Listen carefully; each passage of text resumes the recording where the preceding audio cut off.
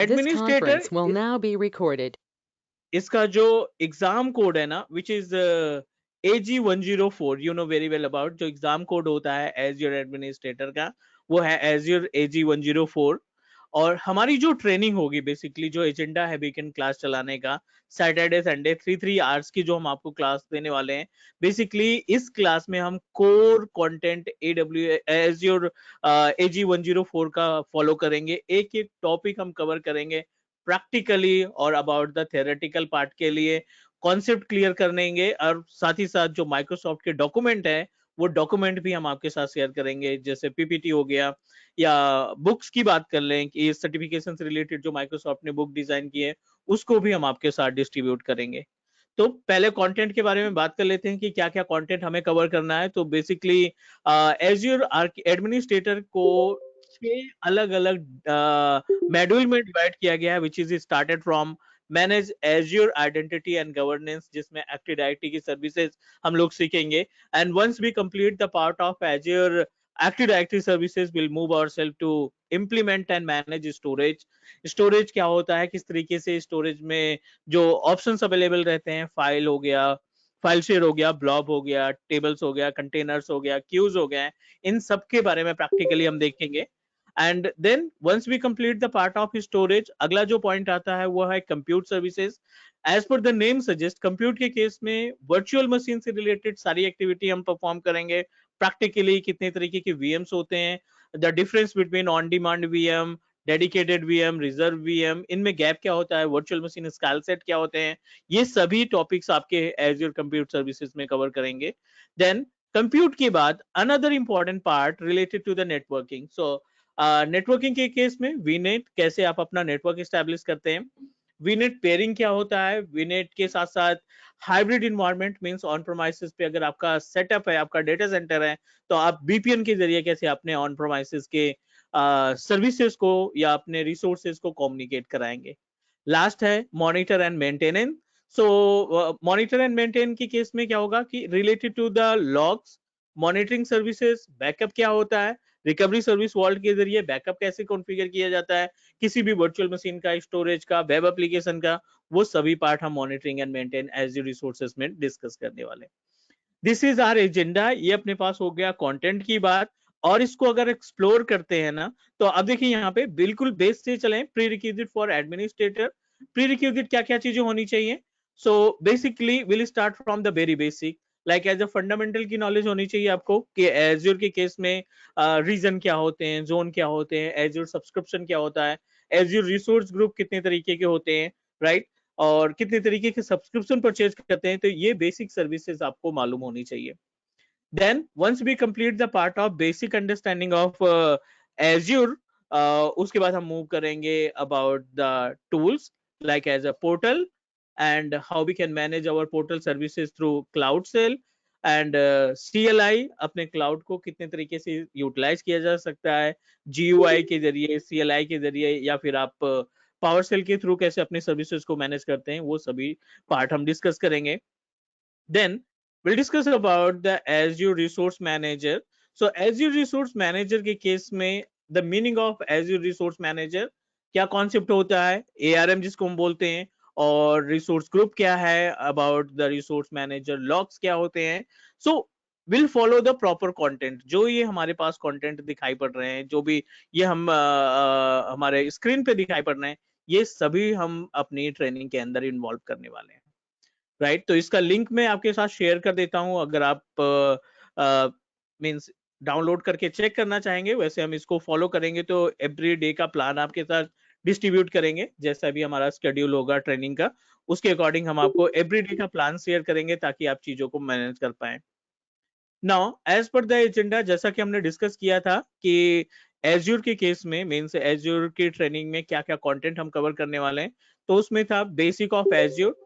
उसके बाद फिर इसमें हमने बात की थी लाइक एज अ थोड़ा सा स्टोरेज के बारे में बात करेंगे, एक्टिव डायरेक्टरी सर्विसेज के बारे में बात करेंगे, and then will discuss about some part of our Azure kind of subscription and what is cloud computing. So एजेंडे की बात करें तो अभी हम यहाँ पे आपको डिस्क्राइब करने वाले हैं बिल्कुल बेसिक से like as what is cloud computing, which is really important. जो पहला टॉपिक है वो है क्लाउड कंप्यूटिंग। दूसरा हम यहाँ पे डिस्कस करेंगे about Azure subscription, right? Azure portal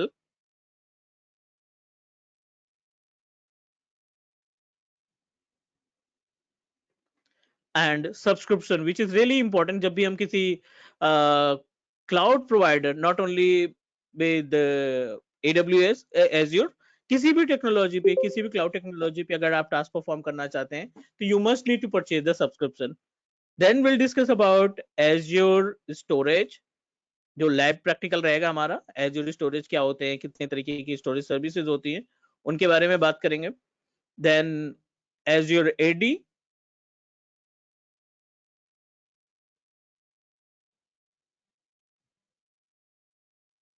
and last में हम थोड़ा सा पार्ट डिस्कस करेंगे अबाउट Azure लोड बैलेंसर। ठीक है, तो इस 1 घंटे की क्लास में जो ये हमारा डेमोन्स्ट्रेशन है उसमें हम ये सारी चीजें कवर करने वाले हैं और प्रॉपर तरीके से डिस्कस करेंगे, ताकि आपका जो agenda means if you plan to be expert in Azure, अगर आप प्लान कर रहे हो कि ठीक है जो आपकी करंट स्किल है, लाइक एज आप एज ए नेटवर्क इंजीनियर काम कर रहे हैं, as a system administrator task perform कर रहे हैं, सर्वर मैनेज कर रहे हैं, बैकअप या जो भी करंट प्रोफाइल है, अगर आप प्लान कर रहे हैं क्लाउड टेक्नोलॉजी पे मूव करने के लिए, Azure का सिलेक्शन किया है, तो एडमिनिस्ट्रेटर सबसे बेस्ट ऑप्शन रहता है to start journey with Azure, क्योंकि इस केस में वो सारी चीजें कवर हो जाती हैं जो आपको इन फ्यूचर रिक्वायर्ड होगी। आगे जाकर के आप Azure सिक्योरिटी पे मूव होना चाहते हैं या Azure आर्किटेक्ट के रिलेटेड टास्क परफॉर्म करना चाहते हैं, तो उसके लिए जो प्रीरिक्विजिट बोल सकते हैं वो Azure एडमिनिस्ट्रेटर। आप वर्किंग प्रोफेशनल हैं तो जाहिर सी बात है फंडामेंटल में जो टाइम लगाएंगे वो सेम टाइम आप उठा करके Azure एडमिनिस्ट्रेटर के टास्क के लिए आप यूटिलाइज कर सकते हैं। So let me show you the each and every information according to the content, like as what is cloud computing. So as per the name suggests, cloud computing is a type of technology. Like you know that guys, about n number of technologies are available in market, right? Like Microsoft की technology है, you know about Cisco की technology है, you have a database, you have a option to become a developer और designer, आप कोई भी profile select कर सकते हैं। एज इट इज अपने आईटी के केस में cloud computing is also a type of technology जिसकी काफी ज्यादा डिमांड है। सो बेसिकली ये तो बेसिक से अंडरस्टैंडिंग हुई, but if you want to perform your own task तो आप क्लाउड कंप्यूटिंग को कैसे डिस्क्राइब करेंगे? So let's talk about cloud computing. Cloud computing, for better understanding what I'm going to do, इसको हम दो पार्ट में डिवाइड कर देते हैं, right? So the first one is related to the work based and second is related to the technology based. ठीक है, और ये जो बेसिकली मीनिंग है, means related to the cloud computing, जो क्लाउड कंप्यूटिंग की मीनिंग है, आप किसी भी प्रोफाइल के लिए क्लाउड में अप्लाई करना चाहते हैं, जीसीपी इंजीनियर बनना चाहते हैं, AWS इंजीनियर बनना चाहते हैं, या फिर Azure DevOps में टास्क परफॉर्म करना चाहते हैं, AWS DevOps में जाना चाहते हैं, बट आपको पता होना चाहिए कि क्लाउड प्रोवाइडर हमें कितने तरीके की सर्विसेज को प्रोवाइड करता है। सो ये जो दो पार्ट हमने डिवाइड किए हैं, work based and technology based, ये सारे डाउट्स आपके क्लियर करने वाले हैं। तो I hope you all of you heard about the infrastructure as a services होती है, प्लेटफॉर्म एज ए सर्विसेज होती है, and software as a services होती है। वर्क बेस्ड के केस में as per the name suggest, work based का मतलब होता है किस तरीके का टास्क आप परफॉर्म कर सकते हैं क्लाउड कंप्यूटिंग की मदद से। और टेक्नोलॉजी बेस्ड में क्या होता है, हमारे जो प्रोवाइडर है, जैसे कि पब्लिक क्लाउड प्रोवाइडर हो गए, प्राइवेट क्लाउड हो गया, and you know that about hybrid cloud हो गया, और एक होता है मल्टी क्लाउड। तो total number of cloud provider के केस में चार डिफरेंट तरीके से आप अपने क्लाउड सर्विसेज को डिवाइड कर सकते हैं, क्लाउड प्रोवाइडर को डिवाइड कर सकते हैं। और अगर हम वर्क की बात करें, वर्क बेस्ड की बात करें, तो basically work based is categorized in three different part: infrastructure as a service, platform as a service, और तीसरा है सॉफ्टवेयर एज ए सर्विसेज। बहुत ही बेस से समझने वाले हैं हम इन तीनों पॉइंट्स को, because it's really important for us. आप आर्किटेक्ट बनना चाहते हैं, एडमिनिस्ट्रेटर बनना चाहते हैं, as a security engineer task perform करना चाहते हैं, किसी भी क्लाउड प्रोफाइल के लिए आप अप्लाई करना चाहते हैं, तो यू शुड नो अबाउट कि जो पोर्टल पे सर्विसेज हैं, पोर्टल पे जो रिसोर्सेज हैं, वो कितने पार्ट में डिवाइड किए गए हैं, कौन सी सर्विसेज आपकी इंफ्रा में जाएगी, कौन सी सर्विसेज आपकी प्लेटफॉर्म में जाएगी, और कौन सी सर्विस को हम as a software as a services मानेंगे।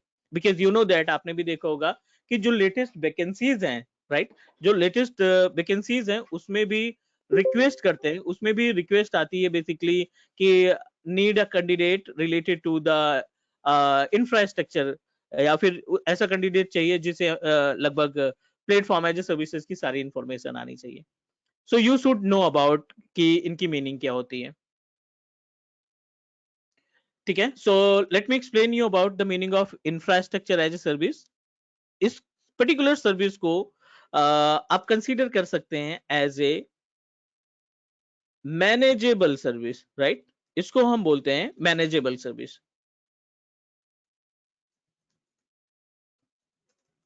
ऐसी सर्विसेज जिसको आप अपनी तरफ से मैनेज कर पाएंगे, means you have a full rights, आप पूरी तरीके से उसको कंट्रोल कर पाते हैं, वो आपकी इंफ्रास्ट्रक्चर एज ए सर्विसेज होती हैं।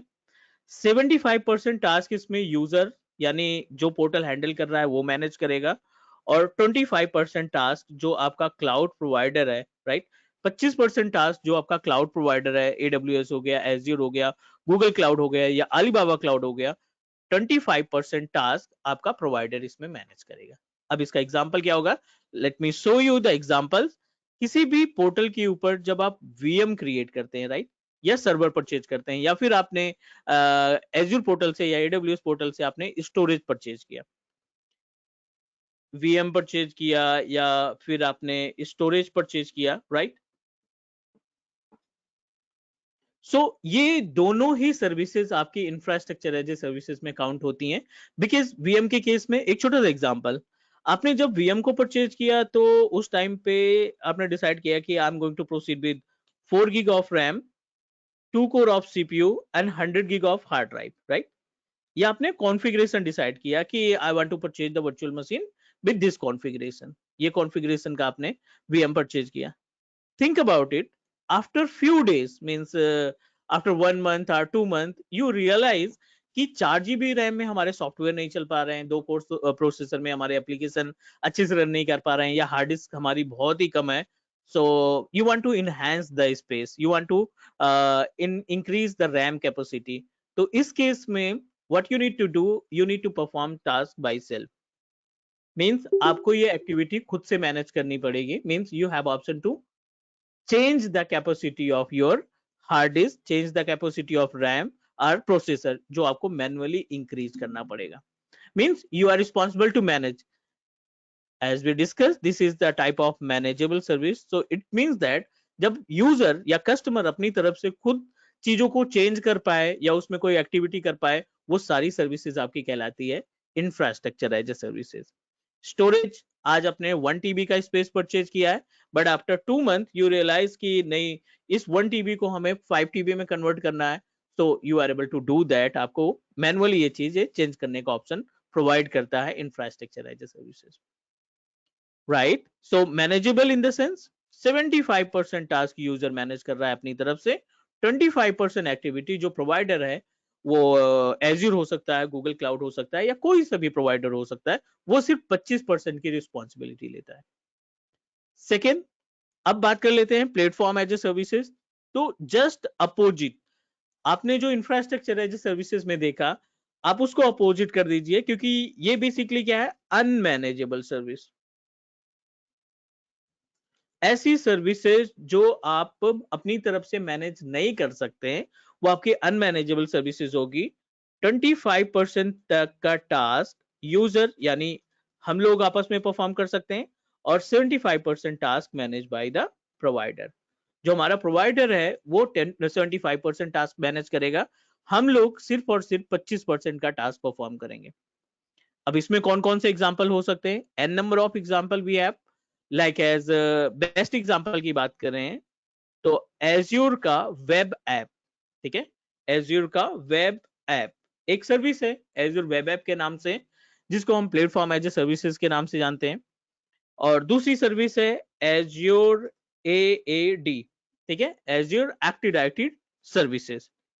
So Azure AAD or Azure Web Application Services both are a part of unmanageable yani platform as a services. The meaning of platform as a services, everything configured by the provider. जो आपका Azure है backend से ही सारी चीजें manage करके देगा, हमारी responsibility सिर्फ इतनी रहेगी to select the service and activate, that's it. We have an number of example, एक छोटा सा एग्जांपल यहाँ पे देखते हैं। You want to host a website, आपको एक .NET की वेबसाइट होस्ट करनी है या PHP की एक वेबसाइट होस्ट करनी है, right, and we have a two different way. आप, एक तरीका ये है कि आप इंस्टेंस परचेज करो, राइट, VM परचेज करो, और इस वर्चुअल मशीन पे VM प्लस, अगर आपके लिनक्स मशीन है तो अपाचे आप इंस्टॉल करेंगे, अगर विंडोज की मशीन है तो IIS या इंटरनेट इंफॉर्मेशन सर्विसेज इंस्टॉल करेंगे, प्लस पब्लिक IP को फिक्स करेंगे, right, then plus upload data, data in the sense यहाँ पे जो आप वेबसाइट होस्ट करना चाहते हैं .NET की, PHP की, जावा की, वो आप अपलोड करेंगे। तो इंफ्रास्ट्रक्चर में आप देख रहे हो कि सारी चीजें आपको खुद से कॉन्फ़िगर करनी पड़ रही है। VM आप क्रिएट कर रहे हैं, अपाचे आप इस्टेब्लिश कर रहे हैं, IIS इस्टेब्लिश कर रहे हैं, पब्लिक IP एड्रेस फिक्स कर रहे हैं और डेटा अपलोड कर रहे हैं। It will take much time. Web application services क्या करता है, एज्योर वेब ऐप क्या करता है कि you just need to purchase the plan. आपको एक प्लान परचेज करना है, S1 plan, V1 plan, S1 V1 plan, like that. आप एक प्लान परचेज करेंगे और आप सिर्फ और सिर्फ प्लान परचेज करने के बाद आप अपना डेटा अपलोड कर देंगे। Within 5 minute, 5 to 10 minute आपकी वेबसाइट वर्ल्ड वाइड एक्सेसिबल हो जाएगी। यहीं पे अगर इंफ्रास्ट्रक्चर के थ्रू, वर्चुअल मशीन के थ्रू वेबसाइट होस्ट करें तो it will take much time, right. Configure करने में ही आपको 45 से 50 मिनट लग जाएंगे, बट अगर आप वेब एप्लीकेशन सर्विसेज की तरफ से जाते हैं तो hardly it will take 10 minute, और within 10 minute you are able to host the website to world wide. Next, software as a services, तो इसका तो सबसे बेस्ट एग्जांपल है office 365, as we know very well about. Mailing के लिए पहले हम लोग एक्सचेंज सर्वर इस्तेमाल करते थे, बट नाउअडेज हम ऑफिस 365, मोस्ट ऑफ ऑर्गेनाइजेशन अपनी मेलिंग सर्विसेज को ऑफिस 365 पे यूज करती है, और ऑफिस 365 पे आपको सिर्फ लाइसेंस परचेज करने की जरूरत है। आप कितने भी यूजर को एग्जीक्यूट कर सकते हैं, कितने भी यूजर को आप मेलिंग सर्विसेज प्रोवाइड कर सकते हैं। So this is the all gap between infra, platform and software as a services. So please let me know अगर आपका कोई क्वेश्चन है अभी तो, या सारी चीजें ओके हैं, तो please give me your feedback. Is it okay about these points जो हमने डिस्कस किया, infrastructure, platform, software as a services? आप अनम्यूट करके बोल सकते हैं, no issue, this is your platform.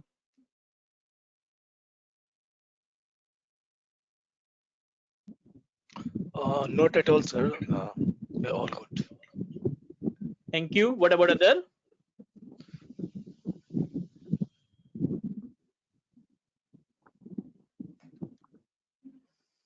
You can also drop a message अगर mute नहीं कर पा रहे हैं तो। Thank you so much. ठीक है, तो ये तो बेसिक सी अंडरस्टैंडिंग हो गई, विच इज रियली इंपॉर्टेंट, पर ये हमें सारी चीजें क्लियर होनी चाहिए। चलो नेक्स्ट बात करते हैं अब क्लाउड टेक्नोलॉजी के केस में। एक अपने पास है public, n number of public provider, you know that Azure है, AWS है, GCP एंड Alibaba, ठीक है।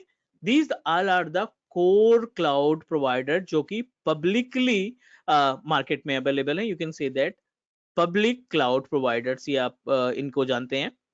वहीं पे अगर हम प्राइवेट की बात करें तो प्राइवेट के केस में you know that IBM cloud हो गया, VMware हो गया, आपने Citrix देखा होगा, और ओपन स्टैक, ठीक है।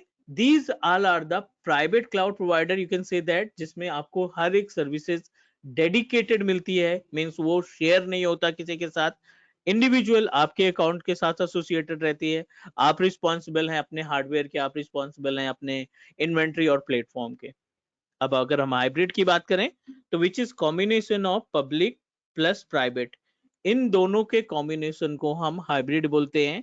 और मल्टी क्लाउड की बात करें तो क्लाउड प्लस ऑन प्रीमाइसेस क्या हो गया, जैसे ये लैपटॉप हम यूज कर रहे हैं या डेस्कटॉप यूज कर रहे हैं, जो बेस मशीन है, जो फिजिकल मशीन है, उस बेस मशीन या फिजिकल मशीन को ऑन प्रीमाइसेस बोला जाता है। जो आप फिजिकली हैंडल कर पाओ, चेंजेस कर पाओ, रैम चेंज कर पाओ, हार्ड डिस्क चेंज कर पाओ, वो सभी डिवाइसेस आपकी ऑन प्रीमाइसेस में काउंट होती हैं। Cloud computing categorized in two different parts: work-based, technology-based. Work-based categorized in three different parts: infrastructure, platform, and software. Technology-based के केस में public, private, hybrid और multi-cloud. Public cloud provider जिसमें आपको sign up करना है, credit या debit card का इस्तेमाल करके फ्री ट्रायल अकाउंट क्रिएट करना है, और उसके बाद आप अपनी सर्विसेज को इस्तेमाल करना स्टार्ट कर सकते हैं। प्राइवेट क्या कहता है, प्राइवेट के केस में क्या होता है, it is also provide you the platform, एक यूआरएल मिलेगा आपको, एक वेबसाइट मिलेगी जिसपे साइन अप करना होगा। बट इन दोनों में जो गैप है, एक्चुअल गैप जो है पब्लिक और प्राइवेट में, इनकी जो सर्विसेज रहती हैं ये शेयर्ड सर्विसेज रहती है। इनकी जो सर्विसेज है, इनका डेटा सेंटर जो है वो शेयर्ड रहता है, और जो प्राइवेट के केस में जो क्लाउड प्रोवाइडर है वो डेडिकेटेड होते हैं, थोड़ा सा कॉस्टली है, बट कहीं ना कहीं मोस्टली जो बैंक्स हैं या फिर जो फाइनेंशियल वर्क परफॉर्म करते हैं वो प्राइवेट क्लाउड पे मूव करना ज्यादा बेटर समझते हैं। हाइब्रिड, कुछ प्रोजेक्ट आपने पब्लिक पे होस्ट कर दिया, कुछ प्रोजेक्ट आपने प्राइवेट पे होस्ट कर दिया। अगर आपकी कंपनी दोनों प्लेटफॉर्म का इस्तेमाल करती है एट ए टाइम तो वो आपका हाइब्रिड कहलाएगा। और मल्टी क्लाउड में public, private, hybrid plus on premises, इन तीनों के कॉम्बिनेशन को हम मल्टी क्लाउड के नाम से जानते हैं कि इसमें ऑन प्रोमाइसेस भी इन्वॉल्व हो जाएगा। This is the basic information about cloud computing. एजेंडे के अकॉर्डिंग ये पहला टॉपिक था।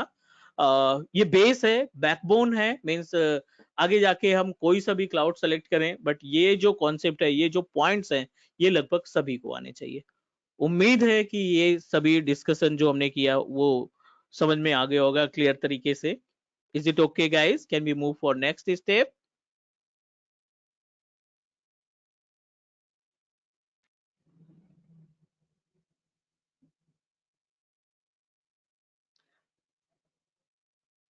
Any question guys, please confirm. Great, thank you. चलो आगे हम डिस्कस करने वाले हैं as per the agenda Azure portal और सब्सक्रिप्शन के बारे में। देखो, जब भी हम किसी क्लाउड की बात करते हैं ना, तो एक सबसे इंपॉर्टेंट पार्ट रहता है कि सब्सक्रिप्शन आपके पास होना चाहिए। तो next agenda is azure portal और सब्सक्रिप्शन। कंप्लीट इंफॉर्मेशन हम इसमें प्रोवाइड करने वाले हैं कि मींस आप एज्योर पे अपनी सर्विसेज को कैसे स्टार्ट करोगे। एज्योर सीखना भी है, खुद से सीखना चाहते हैं तो उसके लिए क्या क्या प्रीरिक्विजिट आपके पास होनी चाहिए। तो portal in the sense public है, तो आपको कुछ नहीं करना है, यहाँ पे जस्ट https portal.azure.com, ये हमारा यूआरएल है। एज्योर पोर्टल का यूआरएल portal.azure.com, ये हमारा यूआरएल है। किसी भी ब्राउजर को पे ओपन करेंगे ये आपको डायरेक्टली साइन अप का ऑप्शन दे देगा। तो पहला स्टेप क्या करना है आपने, क्रिएट एज्योर अकाउंट। और अकाउंट क्रिएट करने के लिए क्या क्या चीजें चाहिए हमें, बहुत ही बेसिक सी चीजें। एक अपने पास मेल आईडी, कोई भी मेल आईडी चल जाएगी, आउटलुक, जीमेल, याहू मेल, कुछ भी, और आपका मोबाइल नंबर, आपका जो कॉन्टैक्ट नंबर है, दैट्स इट। बस दो चीजें चाहिए हमें, ये दोनों चीजों का इस्तेमाल करके हम साइन अप कर लेंगे। ठीक है, मोबाइल नंबर इसलिए क्योंकि हम जब सब्सक्रिप्शन परचेज करेंगे दैट टाइम आपको अपने कॉन्टैक्ट डिटेल को इंफॉर्मेशन देनी पड़ेगी। डन। अब बात करते हैं सब्सक्रिप्शन की। As we know that subscription आज के डेट में बहुत सारी चीजों का सब्सक्रिप्शन चल रहा है, Netflix, Amazon, Hotstar, multiple OTT platform जितने हैं उसमें आपको सब्सक्रिप्शन परचेज करना होता है। एज इट इज क्लाउड के केस में अगर हम बात करें तो सभी क्लाउड प्रोवाइडर ने फ्री ट्रायल सब्सक्रिप्शन का ऑप्शन दे रखा है कि एटलीस्ट जब तक आप सीखेंगे नहीं आप उनकी सर्विसेज नहीं परचेज करेंगे। एज्यूर जो है आपको क्या क्या देता है, फ्री ट्रायल देता है, पे एज यू गो, ठीक है, पे एज यू गो, ठीक है, और आपको मिलता है MSDN सब्सक्रिप्शन और एक मिलता है स्टूडेंट पासेस। ठीक है, तो टोटल नंबर ऑफ सब्सक्रिप्शन कितने हो गए? 4। आप 4 तरीके के एजूर सब्सक्रिप्शन आपको मिल सकते हैं। पहला जो है फ्री ट्रायल, इसमें आपको मिलते हैं $200, ठीक है, $200 फॉर 30 डेज। इसकी जो वैलिडिटी होती है वो 30 दिन के लिए अप्लीकेबल है। अगर INR की बात करें तो 14,500 रुपीज आपको मिलते हैं ट्रेनिंग पर्पज के लिए, कि एटलीस्ट आप एज्योर की सर्विसेज को सीखें। ठीक है, ये आपका हो गया 14,500। ये आपका अप्लीकेबल है 30 दिन के लिए, कोई भी सर्विस आप खरीद सकते हैं। Now pay as you go, as per the name suggest, pay as per usage. आप जितना यूज करेंगे, जो सर्विसेज आप खरीदेंगे, उन सर्विस का आपको पेमेंट देना पड़ेगा। हर महीने के एक बिल जनरेट होगा, उस इनवाइस के बिहाफ पे आपको पेमेंट देनी होगी। MSDN ये है माइक्रोसॉफ्ट डेवलपर सब्सक्रिप्शन। ये बेसिकली अप्लीकेबल है MCT के लिए। मतलब अगर आप माइक्रोसॉफ्ट सर्टिफाइड ट्रेनर हैं तो एज्यूर आपको देता है हर महीने $100। कितने दिन तक? पूरे 1 साल, क्योंकि जो MCT की वैल्यू होती है सर्टिफिकेट की वो 12 मंथ्स की होती है। तो इट मींस दैट आपको कोई भी क्रेडिट डेबिट कार्ड लगाने की जरूरत नहीं है। अगर आपके पास MCT सर्टिफिकेट है तो आपको अपने अकाउंट पे 1 साल तक के हर महीने $100 आपको मिलते रहेंगे। एज्यूर स्टूडेंट पासेस, तो बेसिकली ये क्या होता है, अलग अलग डील के ऊपर डिपेंड करता है। अगर आप किसी पर्टिकुलर रेप्यूटेड ऑर्गेनाइजेशन में काम कर रहे हैं तो हो सकता है ऑर्गेनाइजेशन का माइक्रोसॉफ्ट से कोऑर्डिनेशन हो, और कोऑर्डिनेशन के लिए माइक्रोसॉफ्ट ने मल्टीपल पासेस दे रखे हैं कि एटलीस्ट आपके एम्प्लॉयज सीख सकें। दूसरा, ये कैसे मिलता है कि जो यूनिवर्सिटीज होती हैं, जो बीटेक कॉलेज होते हैं, MCA BCA कॉलेज होते हैं, जो यूनिवर्सिटीज होती हैं बड़ी बड़ी, वो क्या करते हैं, एज्यूर के सिलेबस को अपने BTech second year third year में इन्वॉल्व करते हैं। तो यूनिवर्सिटी क्या करती है, लिस्ट भेजती है अपने स्टूडेंट की कि आप, ये हमारे स्टूडेंट्स हैं, आप प्लीज इनको एज्यूर पासेस प्रोवाइड करिए, ताकि ये एटलीस्ट अपने जो कंटेंट है हमारा, हम जो बीटेक में यूज कर रहे हैं, उस कंटेंट को प्रैक्टिकली कर सके। तो ये हो गई सब्सक्रिप्शन की डिटेल। उम्मीद है कि ये क्लियर हो गया होगा कि ये इतने तरीके के सब्सक्रिप्शन है। तो मोस्टली वर्किंग प्रोफेशनल के लिए सबसे बेस्ट है कि हम फ्री ट्रायल पे जाएं, या फिर आप MCT भी कर सकते हो, नो डाउट। MCT भी हमारे लिए बेनिफिशियल है, क्योंकि इस केस में आपको पूरे साल की वैलिडिटी मिल जाती है, ना कोई क्रेडिट कार्ड लगाना है, ना कोई डेबिट कार्ड लगाना है, और आप डायरेक्टली इस $100 को हर महीने ऑटोमेटिक क्रेडिट हो जाएगा आपके अकाउंट में। तो ये बेसिकली हो गई डिटेल्स अपने एज्योर पोर्टल की, एज्योर सब्सक्रिप्शन की। Done? Any question guys, please confirm.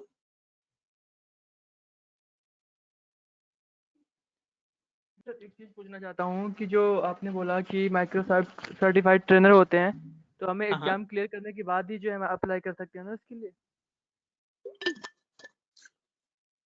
Microsoft certified trainer बनने के लिए कुछ प्री रिक्विजिट है। प्री रिक्विजिट में आपके पास AG 104 का सर्टिफिकेट है तब भी आप बन जाएंगे। अगर आपके पास ऑफिस 365 का सर्टिफिकेट है, आपके पास डायनेमिक 365 का सर्टिफिकेट है, MCS से अगर आप सर्टिफाइड है, तब भी आप अलाउ कर सकते हैं, तभी आप MCT सर्टिफाइड हो सकते हैं। बस इसके लिए क्या करना पड़ेगा, आप जिस भी ऑर्गेनाइजेशन में जॉब करते हैं, अगर वो ऑर्गेनाइजेशन माइक्रोसॉफ्ट का पार्टनर है, माइक्रोसॉफ्ट का कोऑर्डिनेटर है, तो आप अपनी ऑफिशियल मेल आईडी के लिए अप्रोच कर सकते हो, आप ऑफिशियल मेल आईडी के थ्रू रिक्वेस्ट कर सकते हो MCT के लिए। क्लियर? बट सर MCT बनने के लिए आपके पास कम से कम MCS से, या एज्योर AG 104 का, या एज्योर आर्किटेक्ट का, या ऑफिस 365 का, कोई सा भी एक, सभी नहीं, किसी एक सर्टिफिकेट आपके पास होना चाहिए। MSID आपके पास होनी चाहिए, माइक्रोसॉफ्ट के डेटाबेस पे आपकी डिटेल होनी चाहिए। This is the basic pre requisite, इससे ज्यादा कोई प्री रिक्विजिट नहीं है।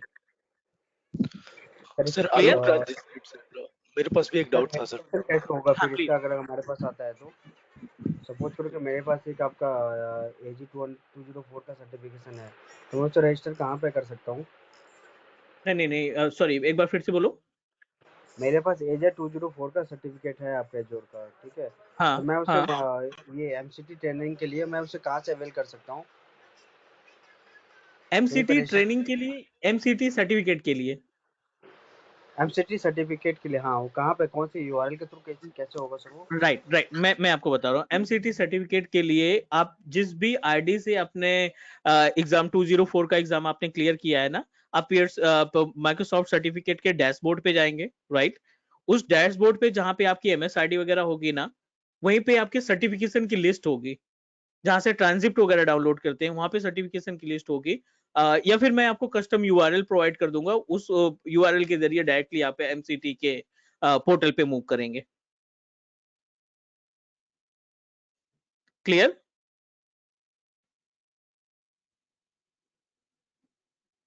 सर मेरा एक डाउट था related to Azure portal also, और जो भी माइक्रोसॉफ्ट के जो ऑफिशियल कोर्सेज हैं, जैसे कि ऑफिस 365 एडमिनिस्ट्रेशन का पार्ट है।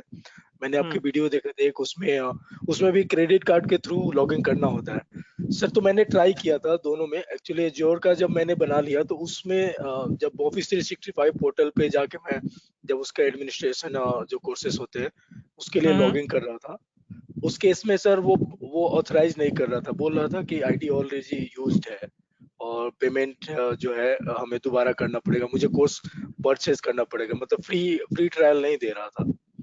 देखो, ऑफिस 365 में अभी लेटेस्ट F3 लाइसेंस है एक, और मैंने शायद उस पर वीडियो भी बना रखी है कि कैसे आप बिना क्रेडिट कार्ड के फ्री ट्रायल एक्सेस कर सकते हैं। तो आप F3 लाइसेंस देखेंगे ना, तो F3 लाइसेंस में आपको कंप्लीट बिना क्रेडिट या डेबिट कार्ड के 1 महीने की वैलिडिटी के साथ 25 लाइसेंसेस मिल जाते हैं। हाँ यस सर, मैंने वो ट्राई करा था एक्चुअली। अच्छा, ठीक है। तो उसमें कोई क्रेडिट या डेबिट कार्ड की रिक्वायरमेंट आई डोंट थिंक की होती है, राइट? हाँ सर सही बात है। मैं बोल रहा क्लियर। था कि इन केस जैसे वही वाला आईडी मैं एजोर एजोर अकाउंट में जब ट्राई करने के लिए कोशिश कर रहा था, देन हम्म। वो परचेज का बात कर रहा था, फिर मुझे नया अकाउंट बनाना पड़ा और न्यू क्रेडिट कार्ड ऐड करना पड़ा। तो मुझे अभी फ्री ट्रायल एजोर का मिला हुआ है, जो एजोर पोर्टल है उसका करेक्ट। सब्सक्रिप्शन का। देखो, एक्चुअली क्या होता है ना कि जब हम कोई फ्री ट्रायल अकाउंट बनाते हैं एज्योर के ऊपर, तो ये हमारी इंफॉर्मेशन को 1 साल तक के लिए रख लेता है। मीन्स अगर हमने कोई जीमेल बनाया abc@gmail.com और उसमें हमने कोई मोबाइल नंबर इस्तेमाल किया और कोई क्रेडिट कार्ड यूज किया, तो मोबाइल नंबर, जीमेल अकाउंट और क्रेडिट कार्ड की इंफॉर्मेशन को 1 साल के लिए वो स्टैब्लिश करके रख लेगा। सेम अगर नेक्स्ट टाइम अगर हम सेम मोबाइल नंबर या सेम ईमेल आईडी का इस्तेमाल करते हैं ना, तो वो पहले डेटाबेस से मैच कराएगा कि पहले हमने इनको फ्री ट्रायल अकाउंट दिया है या नहीं दिया। उसके बिहाफ पे फिर वो क्या करता है, रिजेक्ट कर देता है। Yes okay, thank you sir. चलो, वेलकम। चलो, नेक्स्ट एजेंडा है सर एज हेलो। स्टोरेज। हाँ सर जी, हाँ जी, प्लीज एक्चुअली एक क्वेश्चन है मेरा। ये मैं प्लीज। जानना चाह रहा था कि जब 104 सर्टिफिकेशन से पहले हमें फंडामेंटल करना जरूरी है, ये डायरेक्ट कर सकते हैं? नहीं, आप वर्किंग प्रोफेशनल हैं या फिर आप पास आउट हैं मैं बीटेक? वर्किंग प्रोफेशनल हूँ किंडल में, अच्छा। Kindle India. जी। हाँ हाँ, नॉट रिक्वायर्ड। ओके। जो टाइम हम अपने फंडामेंटल के देंगे, वो टाइम हम एडमिनिस्ट्रेटर को डायरेक्टली दे करके ना आगे जी। सिक्योरिटी में मूव कर सकते हैं। तो फंडामेंटल की या नीड नहीं है यहाँ पे, because you have a much experience. आपको नेटवर्किंग या पता है, आपको स्टोरेज पता है, आपको थोड़ा बहुत सर्वर पता है, राइट? तो दीज आर द या pre requisite. Okay okay, thank you. Fundamental उनके उनके लिए जरूरी है जो बिल्कुल बीटेक पास आउट करके आए हैं, जिनको नेटवर्किंग सीखना है, जिनको सर्वर सीखना है, जिनको बैकअप का आइडिया नहीं है। उनके लिए बेसिकली फंडामेंटल को बोला जाता है कि आप पहले फंडामेंटल करेंगे, उसके बाद किसी एज्योर के सर्टिफिकेट पे जाएंगे। हमारे लिए नहीं है। If you are working okay. Professional, no need to for 900, उसमें कोई जरूरत नहीं है। या thank you thank you. Welcome. चलो, नेक्स्ट अपने पास आ गया storage, one of important part, storage, Azure storage. And थोड़ा सा मैं आपको गाइड करता हूँ कंप्लीट इंफॉर्मेशन अबाउट स्टोरेज, एक छोटे से डायग्राम के थ्रू मैं आपको कोशिश करता हूँ समझाने के लिए कि बेसिकली है क्या। Okay, thank you.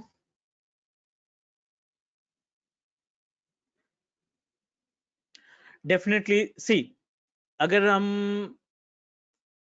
बात करें ना तो डेस्कटॉप के केस में या सिस्टम एडमिनिस्ट्रेटर के केस में यू नो दैट कि लिमिटेड चांसेस हैं। अगर हमारे पास 8 साल 10 साल का एक भी एक्सपीरियंस है ना, तो मैक्सिमम हमारी सैलरी जो है ना, आई डोंट थिंक कि 8 लाख से ज्यादा जाएगी। ईयरली की बात करें तो 8 लाख का मतलब 65-70 से ज्यादा डेस्कटॉप ट्रबल शूटिंग में या सिस्टम एडमिनिस्ट्रेटर में नहीं है। सो एटलीस्ट हमारे पास कोई एक ऐसी यूनिक टेक्नोलॉजी होनी चाहिए जिसके बिहेव पे, जिसको हम ऐड करके अपने रिज्यूमे में अपनी हाइक के बारे में बात कर सकें, या स्विच भी करते हैं किसी दूसरी ऑर्गेनाइजेशन में, तो उस बिहेव पे बोल सके कि एटलीस्ट हमें आप 40% की हाइक तो दीजिए। सिर्फ डेस्कटॉप इंजीनियरिंग, सिर्फ सिस्टम एडमिनिस्ट्रेटर, क्योंकि यू नो दैट सभी लोग, जितने भी लोग हैं, मोस्टली हमारा जो कैरियर होता है आईटी का, वो डेस्कटॉप ट्रबल शूटिंग से स्टार्ट करते हैं। I also started my career in year of 2009, 2009 में as a network engineer. MTNL में ब्रॉडबैंड वगैरह के नेटवर्किंग करना, स्विचेस कॉन्फ़िगर करना, रूटर कॉन्फ़िगर करना, वो टास्क था। तो कहीं ना कहीं स्टार्टिंग हम वहीं से करते हैं, बट अगर हम अपने आप को अपडेट नहीं करते हैं, अगर अपने आप को अपग्रेड नहीं करते हैं लेटेस्ट टेक्नोलॉजीज के साथ, या फिर जो मार्केट में ऑन डिमांड टेक्नोलॉजीज चल रही हैं, तो कहीं ना कहीं एक तो ये है कि हम रिलैक्स मोड में आ गए हैं कि ठीक है, महीने के 45-50 हजार आ रहे हैं, कोई दिक्कत नहीं। अगर हमें वो सिर्फ चाहिए तो आप डेस्कटॉप में मीन सालों साल, यू नो दैट बहुत सारी ऑर्गेनाइजेशन है, HCL है, TCS है, सालों साल बंदे पड़े रहते हैं, 5 साल 6 साल। बट अगर आपने प्लान कर रखा है कि नहीं कुछ नया करना है, पहली चीज तो सीखना है, दूसरा हमारी सैलरी भी हाइक होनी चाहिए, एटलीस्ट 10 लाख 12 लाख से के आसपास होनी चाहिए, एक रेपुटेड पोजीशन पे होनी चाहिए, तो उसके लिए तो हमें खुद से एफर्ट देना पड़ेगा, मीन्स कुछ ना कुछ नया सीखना पड़ेगा, कुछ ना कुछ अपने रिज्यूमे पे ऐड करना पड़ेगा, किसी ना किसी सर्टिफिकेट का लोगो ऐड करना पड़ेगा। देन कंपनी आपके रिज्यूम को सेलेक्ट करेगी, देन कॉल बैक आएगा, देन बाकी का काम आप करोगे कि आपने कितना कुछ सीखा है, उसके बिहाफ पे आपका इंटरव्यू जाएगा।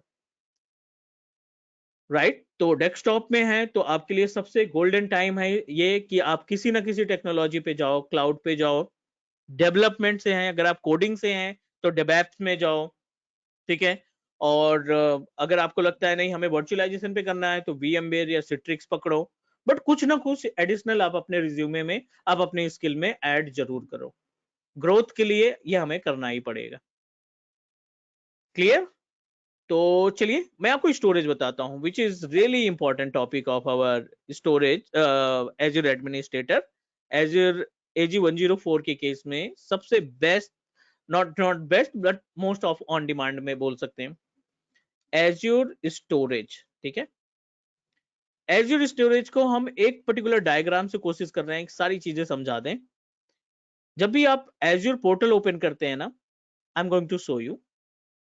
अगर हम यहाँ पे पोर्टल ओपन करते हैं, portal.azure.com,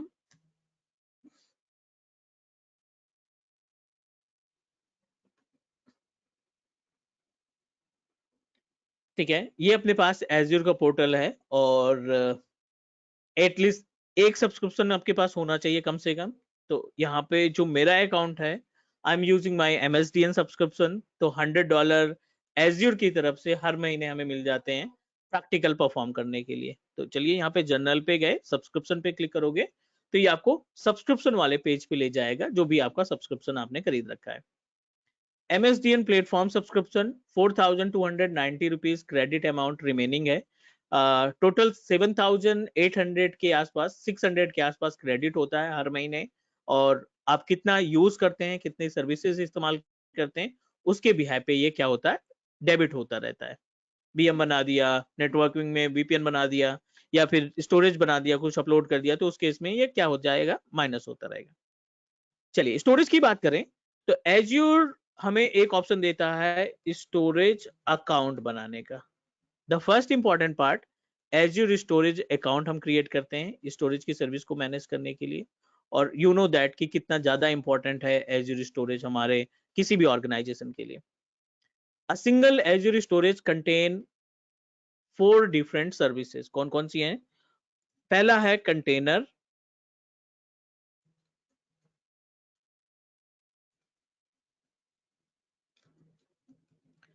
कंटेनर, दूसरा है फाइल शेयर, तीसरा अपने पास आता है टेबल, और चौथा है क्यूज। ठीक है, container, file share, table and queues. मतलब अगर आप स्टोरेज अकाउंट क्रिएट करते हैं ना, तो आपको ये चारों ऑप्शन मिलते हैं। इन चारों सर्विसेज पे आप टास्क परफॉर्म कर सकते हैं। अब क्वेश्चन ये है कि इनका यूसेज कैसे करना है। कंटेनर एंड फाइल शेयर ये दोनों सर्विसेज आपकी कहलाती हैं which is responsible to store unstructured data. ये क्या करते हैं? Store unstructured data. अगर आपको अनस्ट्रक्चर्ड डेटा अपलोड करना है तो आप table and queues, sorry, container and file share का इस्तेमाल करेंगे। अगर आपको स्ट्रक्चर डेटा अपलोड करना है, ठीक है, अगर आपको स्ट्रक्चर डेटा सेव करना है तो उसके लिए टेबल एंड क्यूज का इस्तेमाल करेंगे।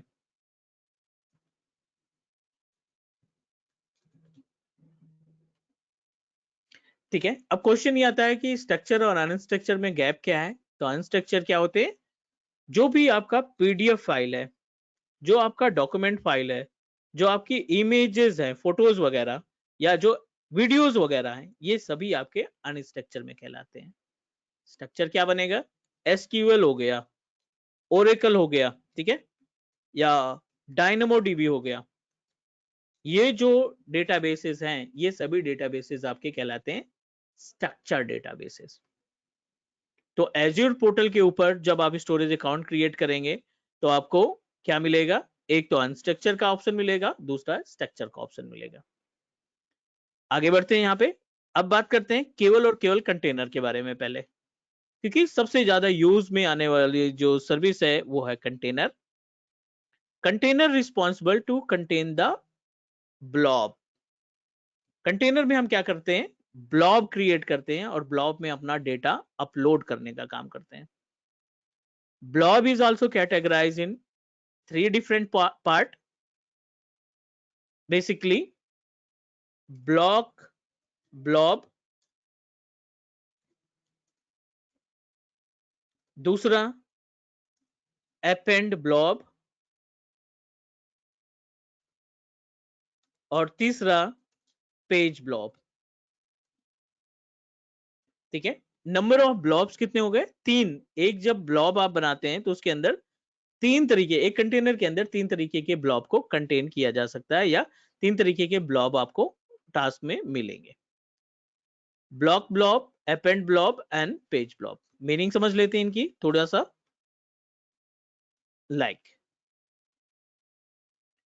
ब्लॉक ब्लॉब क्या करता है ना, ब्लॉक ब्लॉब बेसिकली क्या होता है, इसमें आप कोई सा भी डेटा अपलोड कर सकते हो। अपलोड बाय ऑन, आप अपनी तरफ से जो डेटा अपलोड करेंगे वो आपके कहां पे कंसीडर किया जाएगा? ब्लॉक ब्लॉब में। अपेंड ब्लॉब क्या करता है ना, ये लॉग्स की डिटेल कंटेन करता है और ये रीड ओनली ब्लॉब रहता है। इसमें जो डेटा रहेगा रीड ओनली अवेलेबल रहेगा। और अगर हम पेज ब्लॉब की बात करें तो ये VHD फाइल्स को स्टोर करता है जब भी आप वर्चुअल मशीन्स को क्रिएट करते हैं। फास्टर देन अदर,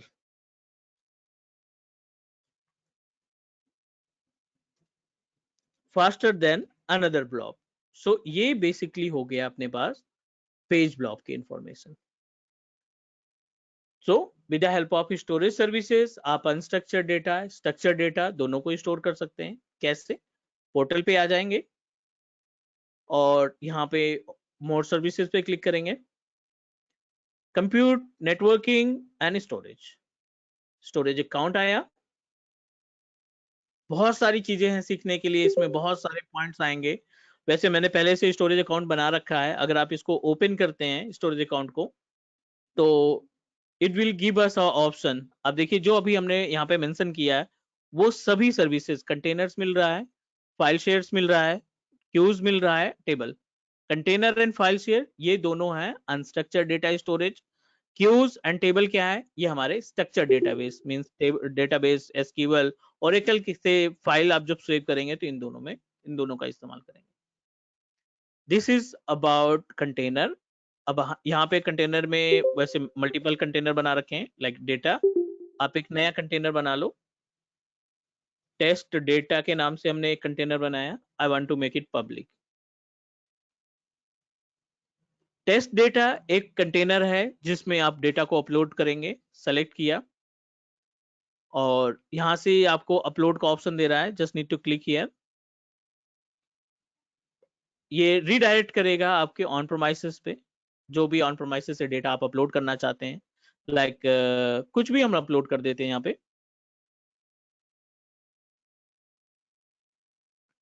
कोई भी एक फाइल सेलेक्ट कर लेते हैं,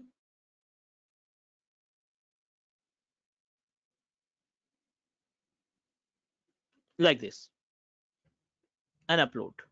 आप अपने ऑन प्रोमाइसेस से किसी भी डेटा को आसानी से अपलोड कर सकते हैं।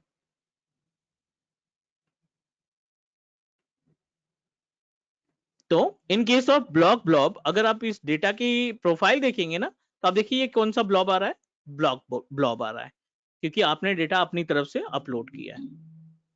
दिस इज द बेसिक, बहुत ही बेसिक, क्योंकि स्टोरेज में बहुत कुछ सीखने के लिए है। तो यू नो दैट डेमोस्ट्रेशन में तो केवल हम ये समझ सकते हैं कि क्लासेस कैसे चलने वाली है। Next, active directory, backbone of our architect. Azure active directory पे क्लिक करो, user, group, synchronization from on premises, ये सभी टास्क आप अपने एज़्योर एक्टिव डायरेक्टरी में परफॉर्म करते हैं। यूजर क्रिएट करना, सिंक्रोनाइज करना, ऑन प्रोमाइसेस के एडी से यूजर को यहाँ पे सिंक्रोनाइज करके लाना, pass through authentication, password hash, password right back, ये सभी टास्क हम यहाँ पे परफॉर्म करते हैं। लोड बैलेंसर, तो लोड बैलेंसर काफी इंपॉर्टेंट और काफी बड़ा टॉपिक है। एक एज़्योर पोर्टल के ऊपर 4 तरीके के लोड बैलेंसर्स होते हैं, जिसमें से एप्लीकेशन गेटवे है, front end Azure front door है, लोड बैलेंसर्स है और एज़्योर ट्रैफिक मैनेजर। ये 4 तरीके हैं जो हमारे लोड को बैलेंस करने में हमारी हेल्प करते हैं।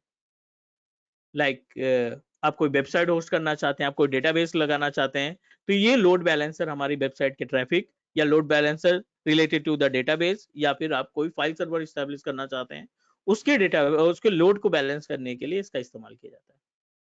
तो guys, this is all about the demonstration. कहीं ना कहीं थोड़ा बहुत आइडिया लग गया होगा कि हम चीजों को कैसे इंप्लीमेंट करते हैं। So this is our agenda basically. ये कंप्लीट डिटेल हम आपको प्रोवाइड करने वाले हैं if you enrol yourself in Azure AG 104 Azure administrator के केस में। ये प्रॉपर कंटेंट हम कवर करेंगे। ये जो मॉड्यूल है, इनके अंदर दिखने वाले एक एक छोटे से छोटे टॉपिक को हम लोग डिस्कस करने वाले हैं, जो भी like as a manage identity and governance में टोटल एक्टिव डायरेक्टरी से रिलेटेड है। आप यहाँ पे देखिए एडी बेनिफिट्स, ये सभी एक एक पॉइंट पे हम लोग डिस्कस करेंगे ब्लूप्रिंट के according. This is our agenda. Second, demonstration का जो मेन पर्पस था, यू नो दैट डेमोस्ट्रेशन के केस में क्या क्या टास्क होने वाला है।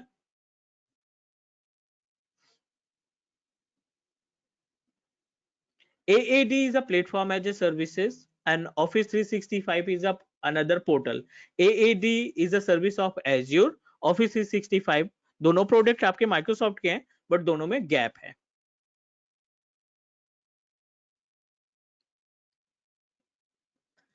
Is it clear, guys?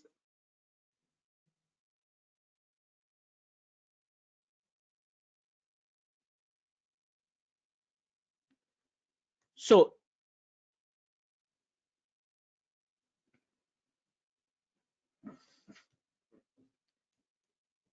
now let's talk about the agenda of this demonstration.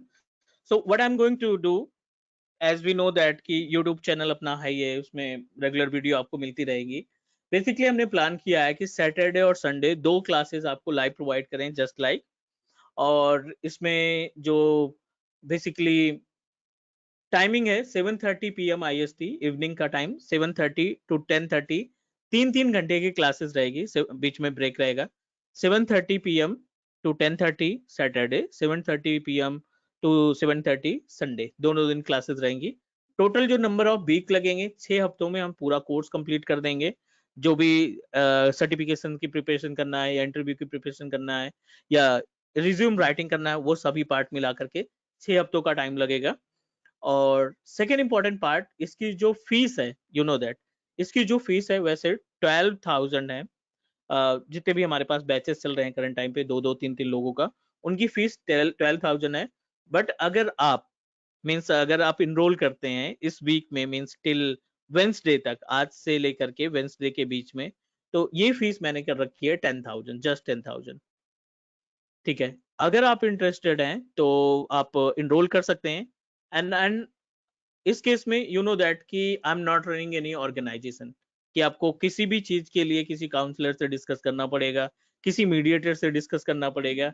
आप डायरेक्टली मुझसे कोऑर्डिनेट करेंगे और जो भी हैंडलिंग होगी वो हम आपको डायरेक्टली प्रोवाइड करेंगे, जो भी क्वेरीज होगी related to this, because it's not a institute, it's our own activity. YouTube के साथ साथ हमने प्लान किया कि आपको ऑनलाइन क्लासेस भी प्रोवाइड करें, so that's why just started. बाकी रिस्पॉन्स के ऊपर डिपेंड करेगा कि कैसा रिस्पॉन्स है। Guys, any question, any doubt, please let me no.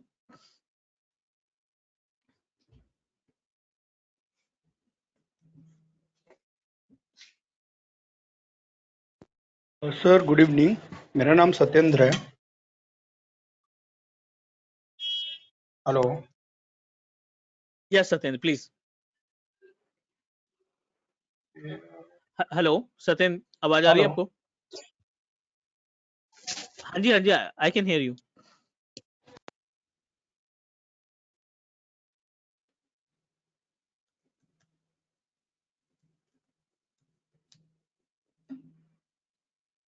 Hello.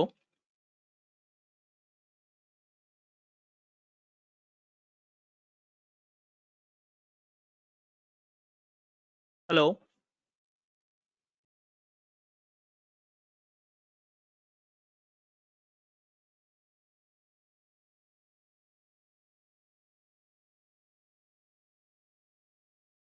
Unable to hear you. आप मैसेज ड्रॉप कर दो चैट में।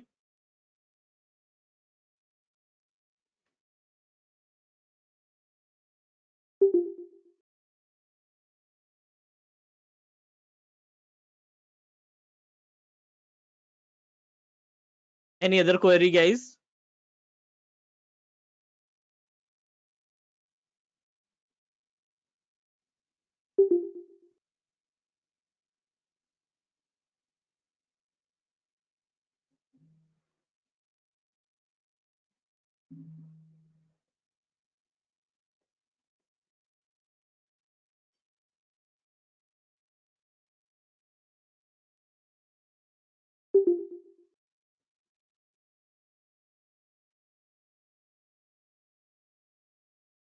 Definitely, I have already inform you ना आपको। बताया कि मीन्स अगर आप डेस्कटॉप ट्रबल शूटिंग पे जॉब करते हो तो AG104 करके ग्रेजुएशन, देखो आईटी के केस में ऐसा कोई भी रिक्वायरमेंट नहीं रहती, you can proceed directly. Okay everyone, thank you so much. अगर आपको लगता है कि वीकेंड क्लास ज्वाइन करनी है तो आप मैसेज ड्रॉप करेंगे। I have already share my contact detail, so according to that we'll schedule our session, right? So this is all about, and think about it and please try to inform before Wednesday. Okay everyone, thank you so much, take care, bye bye.